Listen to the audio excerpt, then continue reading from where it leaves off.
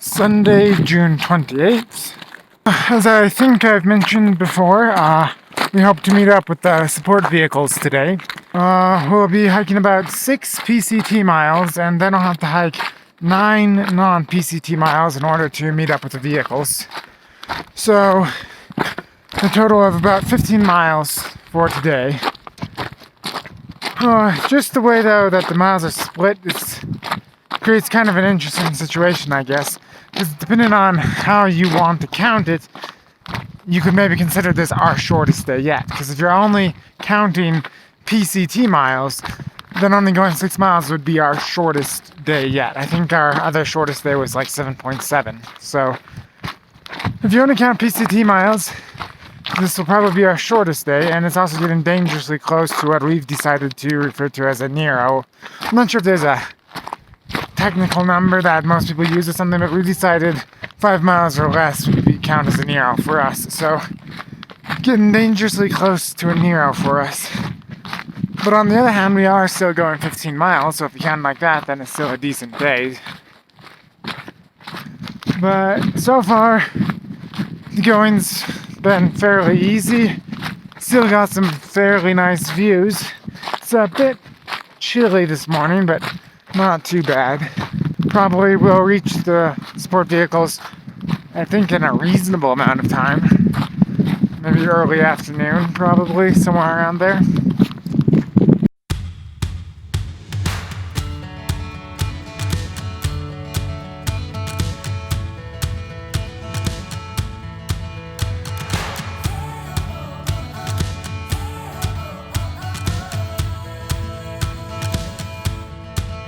Well, those two are hiking in the mountains. As support vehicles, we're driving parallel to the mountains. From some of our campsites, I was able to get cool drone shots of the desert leading into the mountains, and we'll just show you those now. Hopefully my drone flying doesn't make you feel too sick.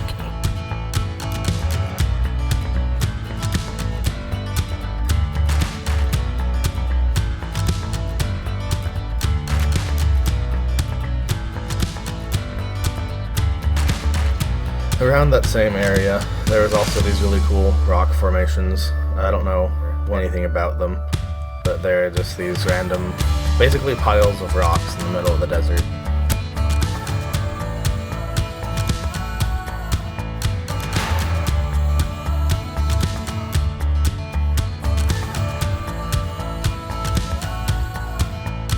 We forgot to video it, but later that day I drove up and picked up Jerica and Jakota, and then we had to drive probably around an hour to a nearby town where I stayed at a hotel. Okay, so they wanted to stay at a hotel again and get showers and stuff and do laundry because it had been a while.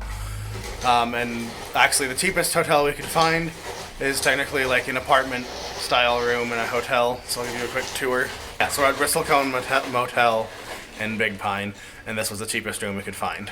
Okay, so yeah, you come in, that's the front door, there's a big mirror, this is technically the living room, where they have a bed in the living room, there is a table over here, TV, but then you have your full kitchen, which is its own room, you have sink, coffee maker, cabinets, they do include a bunch of stuff in the kitchen for you, there's a microwave, there's a full oven and stove, and full-size fridge and freezer,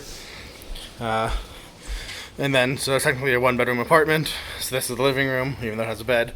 And this is the bedroom. So there's still 2 queen beds. Way more space on the floor than most hotel rooms.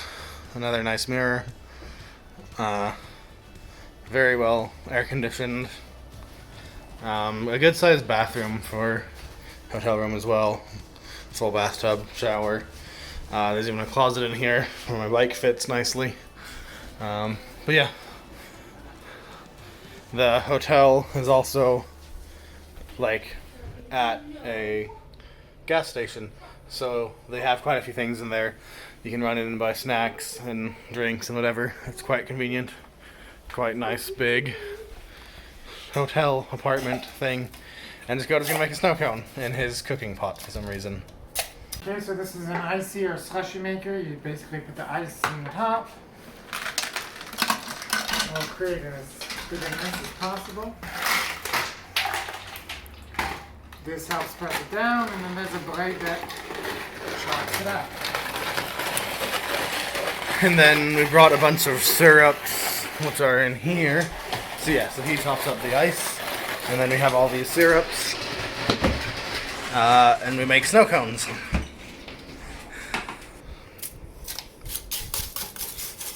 That's more of it. I think, yeah, the trick to snow cones is go easy on the syrup.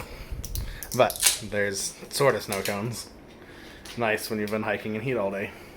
Okay, we're at a park that has some weird equipment we've never seen before. So you can kind of like hang, and it just bounces. There's springs, so it bounces. We don't know what that is. And then it also had this thing, which I think seems a lot more fun, but again, is you just stand on it and bounce. We don't really know what the point is. Yeah. Monday, June 29th. We've already hiked the 9 miles back to the PCT and probably went 1 or 2 miles on the PCT itself. I believe we're supposed to be climbing towards Glen Pass, which, from what I heard from another hiker, sounds like it's going to be a pretty cool pass. I don't know if it's somewhere up there, or maybe if it's more over there somewhere. Yep, I'm not sure. But yep, climbing another pass today.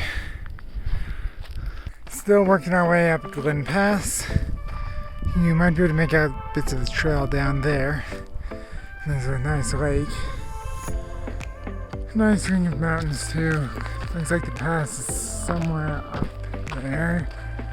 Still a little hard to tell where exactly the trail is leading.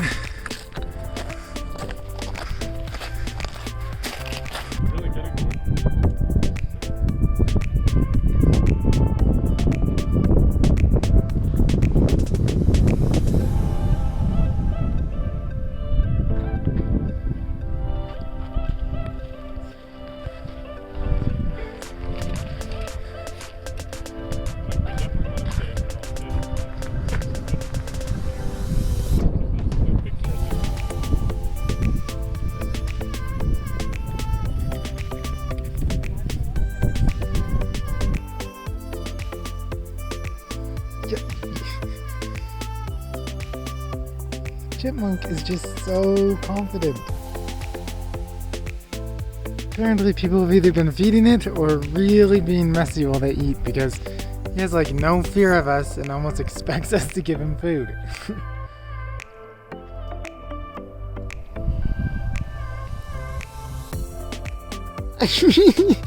He's on me!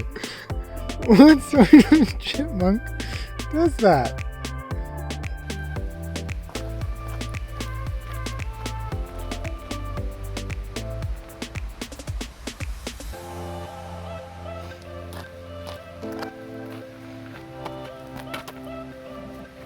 Monday, June 29th. We finally seem to have found a section of the Sierras that has some underbrush.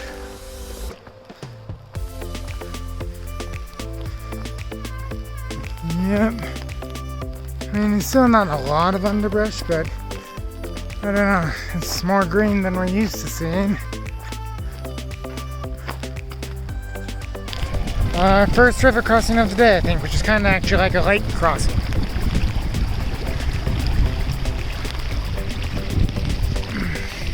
A little bit more complicated to do when you're filming.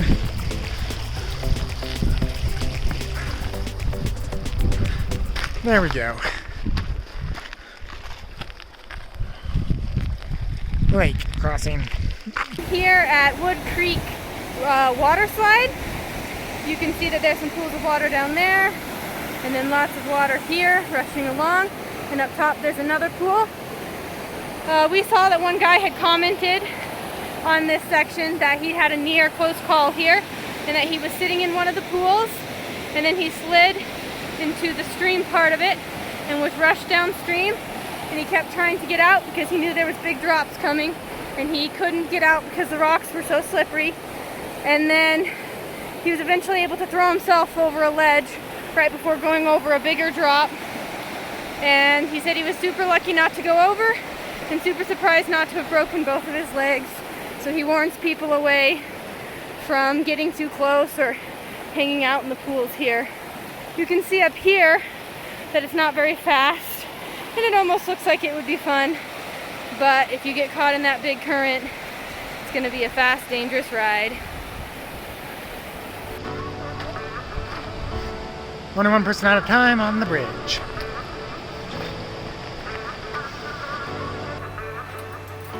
Oh, it's got some bounce. This is a fun bridge. Oh my goodness, though, it really moves. Did you see that?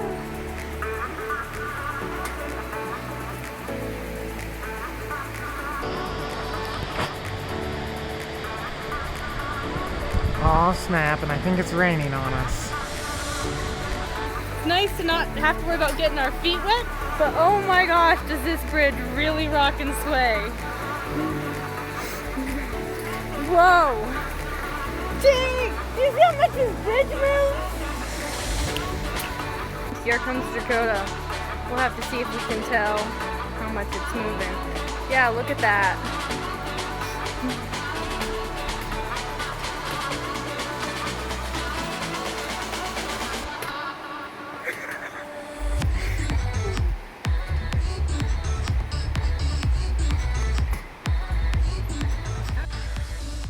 We made it to camp. It did end up raining on us a little bit. Well, kind of, I don't know, misting, raining, drizzling, something. We got a bit wet. Wetter than I would have liked, but I don't think Jerica minded too much. Today we went, we're just over 800 miles today, so I think that means we went 12 or 13 PCT miles, plus then the 9 or so non-PCT miles. So all in all, we went about 21, 22 miles today.